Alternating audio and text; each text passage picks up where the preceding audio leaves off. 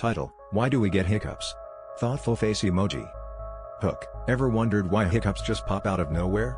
Let's dive into this mystery. Curiosity and tension.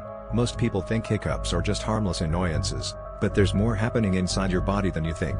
Payoff: It all starts with your diaphragm, a muscle that helps you breathe. Sometimes, it spasms uncontrollably, causing a sudden rush of air.